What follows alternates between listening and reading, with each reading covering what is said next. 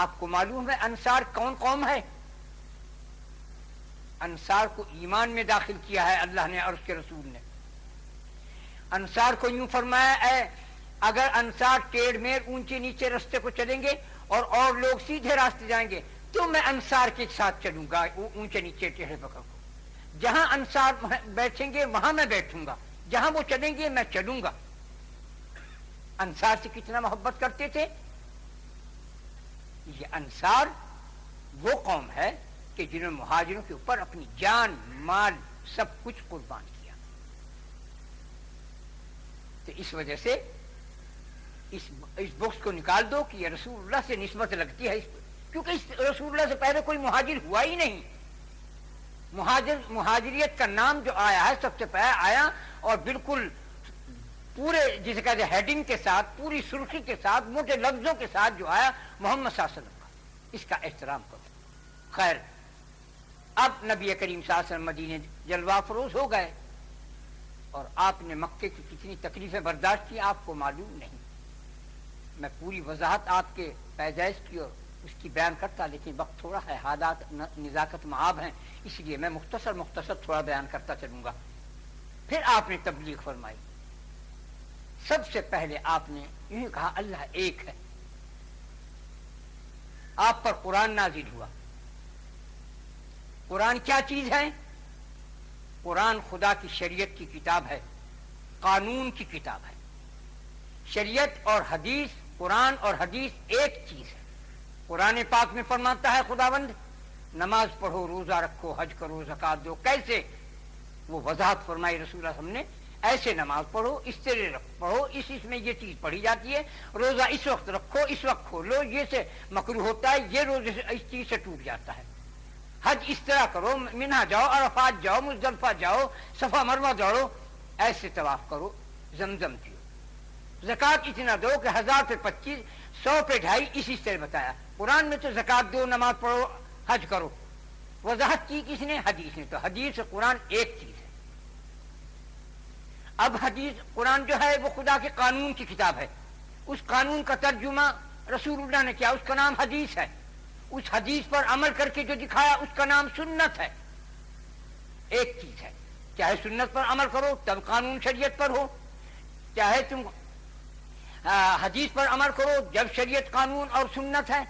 شریعت پر قرآن پر عمل کرو جب سنت بھی ہے اور حدیث بھی ہے. ایک چیز ہے تینوں. عمل کرنے کا نام سنت رکھا، وضاحت کا نام حدیث. اصل کتاب قانون ہر نبی پر اتری ہے.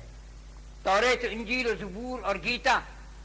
سب سے پہلی کتاب گیتا کتاب جو سنسکرت کے نام پر اتری وہ نوح علیہ السلام پر اتری ہے. سب سے پہلی کتاب ہے. اس کے بعد توریت، انجیل، زبور، قرآن سب کا آخر ہے. سب سے پہلے گیتا، اس کے بعد آخر میں قرآن. اور صحیفہ جات کی کوئی انتہا نہیں. کہنے کا مقصد کیا ہے؟ دین کیا ہے، اسلام کیا ہے، تم یہ بھی نہیں جانتے. دین کہتے ہیں محبت کرنا. تو کون سے دین پر ہے؟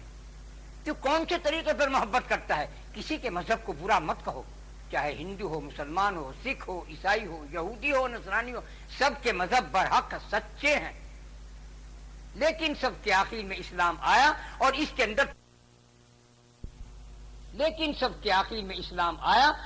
کے اندر تمام مذاہب ضم ہو گئے. تمام آسمانی کتابیں جتنی آئی تمام قرآن میں ضم ہو گئی. جتنے نبی کریم جتنے انبیاء علیہ السلام آئے تمام انبیاء محمد صلی اللہ علیہ وسلم میں ضم ہو گئے.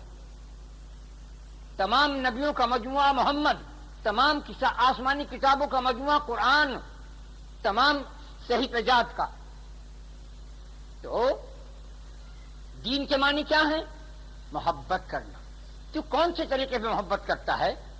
تو مسلمانوں کے طریقے پہ محبت کرتا ہے یا ہندوؤں کی طرف سے پریم کرتا ہے یا انگریزوں کی طرف سے لو کرتا ہے؟ تو کس طریقے سے خدا سے پیار کرتا ہے؟ میرا مقصد یہی ہے. نہ ہمارے کوئی ذات بات ہے، نہ تفرقہ بازی ہے، نہ دیوبندی، نہ بریلوی، نہ جماعت اسلامی، نہ اہل حدیث، نہ غیر حدیث، نہ مقلد، نہ غیر مقلد. ہمارا مذہب ہمیں قرآن نے اور حدیث نے پریم سکھایا، محبت سکھائی، لو. تم اپنے رب سے کہو آئی لو یو، اے رب ہم تجھ سے پریم کرتے ہیں، محبت کرتے ہیں. کسی طریقے پر کسی مذہب میں رہتے ہوئے اللہ سے محبت کرو. جب تمہاری آنکھ کھول دے گا محبت میں، تمہارا دل اور دماغ روشن کر دے گا، تم خود بخود اسلام میں آ جاؤ گے. محبت کرنے کا طریقہ جدا جدا ہے. انگریزوں کا اور، افغانیوں کا اور، پنجابیوں کا اور، ہندوستانیوں کا اور، ہندوؤں کا اور، مسلمانوں کا اور، یہودیوں کا اور، عربیوں کا اور. تم جا کے اگر تم دیکھو سب کے محبت کرنے کا طریقے جدا جدا ہے. محبت ایک ہی ہے، اس کا طریقہ جدا ہے. تو تم کس طریقے پر ہو، تم کس دین پر ہو. مذہب کا نام ہے طریقہ، دین کا نام ہے محبت. محبت کرنے کا طریقہ تمہارا کون سا ہے؟ اسلام کے کیا معنی ہے؟ اپنی مرادوں کا گلا کاٹتے ہوئے، اپنی تمناؤں کو ختم کرتے ہوئے جب خدا کا حکم آئے تم گردن جھکا دو، تسلیم خم. اس کا نام اسلام ہے. اے اللہ، ہم نے تیرے قدموں پہ اپنا سر رکھ دیا، ہم نے قبول کیا، تسلیم کیا، اپنے ارادوں کو پرے پھینک دیا.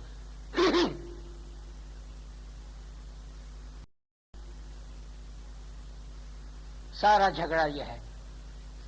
اتنی بات ہے. تو میرا مقصد کہنے کا یہ ہے کہ محمد صلی اللہ علیہ وسلم نے اسی کا سبق دیا ہے. بظاہر قانون پر چلو، اگر کسی کو غوث قطب بننا ہو تو اس کے ڈگریاں الگ الگ ہیں. تم نے ایم اے بی اے کیا، کسی نے ڈپٹی کی، کسی نے کلکٹر کی، کسی نے داروغہ کی، کسی نے وزارت کی، کسی نے عمارت کی، کسی نے بادشاہت کی. تربیت حاصل کی، اس کا کورس ادا کیا، پھر وہ اس چیز پر فائز ہو گیا. یہ چیزیں الگ ہیں. لیکن یہ عام آدمیوں کے لیے تو نہیں. عام آدمی کے لیے تو یہی ہے کہ نماز پڑھو، روزہ رکھو، گناہ نہ کرو، کسی کو نہ ستاؤ، کسی کا خون نہ حق نہ کرو. مسلمان کا خون، مسلمان کی جان، مسلمان کی آبرو، مسلمان کا مال مسلمان پر قطعاً حرام. خدا سے محبت کرو یا خدا سے ڈرو، یا خدا پر مرو یا خدا سے ڈرو. ان دو کے بغیر ہمارا گزر نہیں ہے. نبی کریم صلی اللہ علیہ وسلم نے یہی سبق دیا اپنی اولاد کو، اپنی ازواج کو، اپنے اصحاب کو، آنے والی امت کو.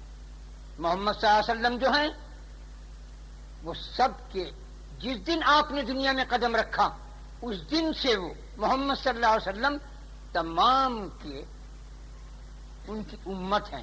اگرچہ یہودی ہو، اگرچہ نصرانی، ہندو، مسلمان، سکھ، عیسائی ہو، کوئی کسے باشد، مانو یا نہ مانو، ہے محمد صلی اللہ علیہ وسلم کی امت میں. اس کا جواب کیا ہے؟ رحمان اور رحیم. خدا کیا فرماتا ہے؟ رحمان ہوں میں کل مخلوق کے لیے، اگرچہ وہ مشرک اور کافر بھی ہے. رحیم ہوں میں ان کے اوپر جو میری تابع داری کرتے ہیں.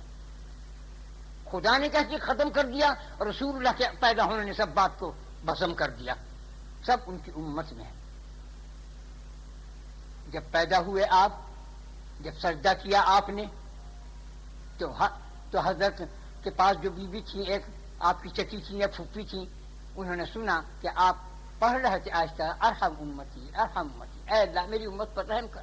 اللہ نے فرمایا جو یہ وہ میرا حبیب ہے جو پیدا ہوتی اپنی امت کی دعا کر رہا ہے، بھلے مر کے اپنی امت کو کیسے بھول سکتا ہے. حالانکہ جب آپ کا انتقال وصال ہوا بظاہر اور آپ کو لحد کے اندر رکھا تو آپ کے لبوں میں حرکت تھی، ہونٹوں میں حرکت تھی. تو ابو بکر صدیق نے کان لگایا تو آواز آئی کہ ارحم امتی ارحم امتی یا کریم الشفقت، اے اللہ میری امت پر رحم کر، یہ بہت کمزور ہیں، ان پر رحم فرما. پیدا ہوئے تو ارحم امتی، دنیا سے بظاہر پردہ کر رہے تب ارحم امتی. اور شفاعت کا میدان تو آپ کے سامنے ہے. کوئی شفاعت نہیں کرے گا، کوئی نبی آدم سے لگا کے عیسیٰ تک کوئی نہیں کرے گا مگر حبیب خدا، مگر محمد صلی اللہ علیہ وسلم، جناب رسول اللہ صلی اللہ علیہ وسلم. یہ شفاعت کا مقام ان کو عطا کیا گیا ہے. بس اب تم یہ جتنے تمہارے انگلیاں ہیں اتنی دفعہ تم بسم اللہ الرحمن بسم اللہ پڑھ لو، اتنی دفعہ درود شریف پڑھ لو، اور 3 دفعہ قل ہو اللہ پڑھ لینا میں بسم اللہ کے.